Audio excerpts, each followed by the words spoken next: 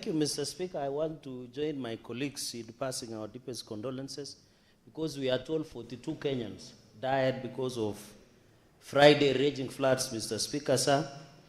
71 vehicles were swept away, and of course there was massive. I saw yesterday in one of the news outlets that most schools could not continue.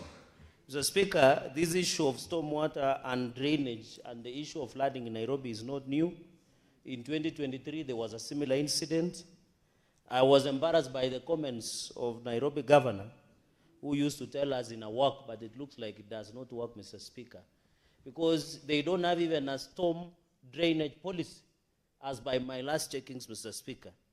And I think I want to advise him to read a book called Eating Chiefs, a Nigerian by Topolo Young, Mr. Speaker, because it looks like eating is too much as opposing to working in Nairobi City County, Mr. Speaker. And I want to thank the national government because they have concentrated in giving necessary support to functionality.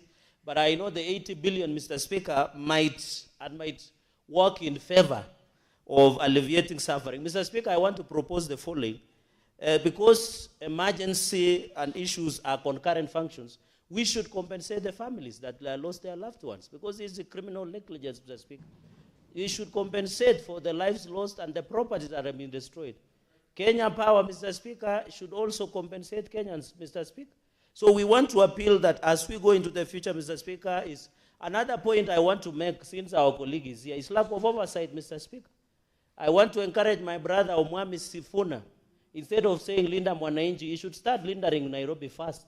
Because the problem is lack of oversight. Up to today, Mr. Speaker, and I know Senator Sifuna has zealously oversight the 10-point agenda of NADCO.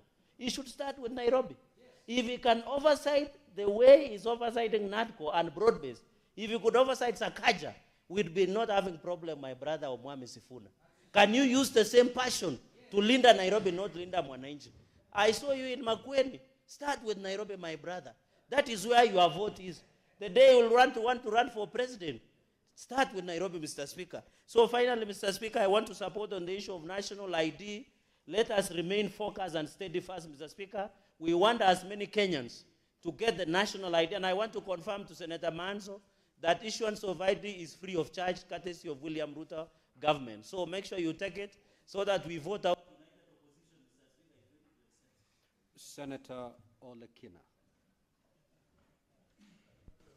Thank you, Mr. Speaker. Mr. Speaker, I rise to make some brief comments on this very important statement on floods in Nairobi. Mr. Speaker, floods did not come yesterday. This is a problem which has been transferred from one administration to another. So it will be illogical to blame the current administration of SAKAJA of all the challenges on the floods. Mr. Speaker, my point is very clear. Order. Nairobi County, when you look at the soils, scientifically they are saturated. When you look at urbanization, there is rapid creeping urbanization in Nairobi County. Everybody is moving to Nairobi. What do you expect? The most logical thing, Mr. Speaker, is to try and look at what is the appropriate way of solving this problem for future generations. This is a systemic issue which started with poor infrastructure development by the colonial masters. You come into the current system where everybody is encroaching into the riparian lands. You cannot continue blaming one administration that is going to be able to solve all those problems. We can be populist, but that is not going to solve our problem. We have to be able to ask ourselves, what should be the problem and what is the solution? If you look at it right now, there is a problem in the sense that not one level of government takes full responsibility. The issue of floods in Nairobi is a shared responsibility between the national government and the county government. Clarify that first. Give one entity to be able to resolve that problem. Number two, in the past years where we've had flooding in Nairobi, and flooding in Nairobi is not unique to Nairobi alone. Other cities in Africa, Lagos is another big problem.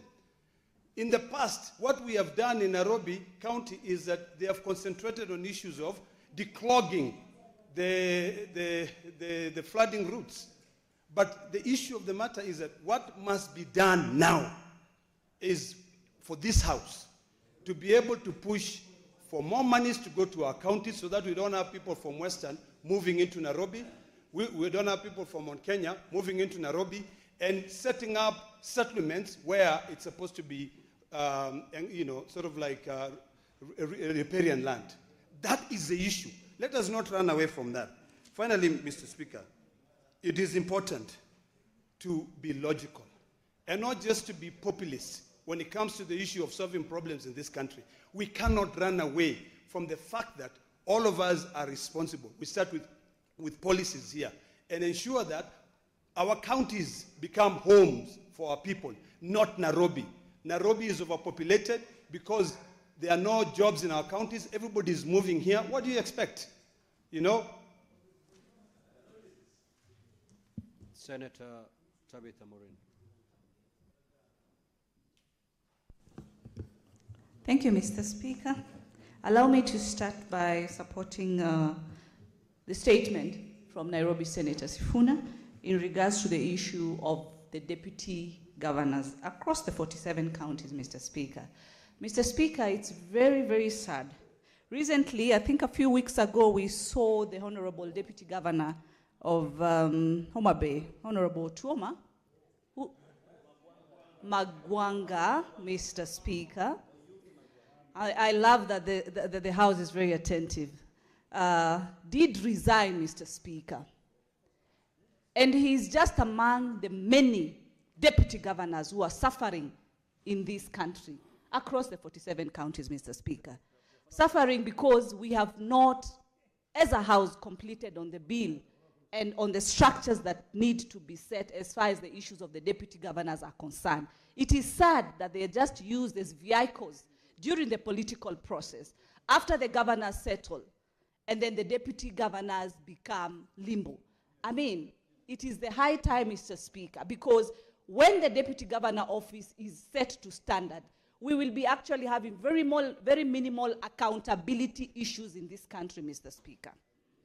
Mr. Speaker, so I urge the House that we speed up on the issue of the deputy governors. Quickly to the statement of my very good friend, my sister, none other than Senator Hamida Kibwana, on the issue of floods, Mr. Speaker. Mr. Speaker, on Friday, the capital city of Nairobi was at standstill in the evening. We thank God for the rains. But Mr. Speaker, it was sad because all of a sudden, apart from total darkness, then there was no movement, Mr. Speaker, because of floods, Mr. Speaker. When I listened to my senior brother, Senator Ledama Okina, talking about that this problem is not a new problem, it's been there, then that should be an issue of governance, Mr. Speaker. Because if that has been the problem, then should be the priority of the leadership to prioritize on the issue of floods in the capital city, Mr. Speaker. I appreciate my party leader, the president, none other than Dr. William Ruto, who saw in his leadership and his wisdom to ensure that he adds 80 billion shillings to the great county of Nairobi, Mr. Speaker.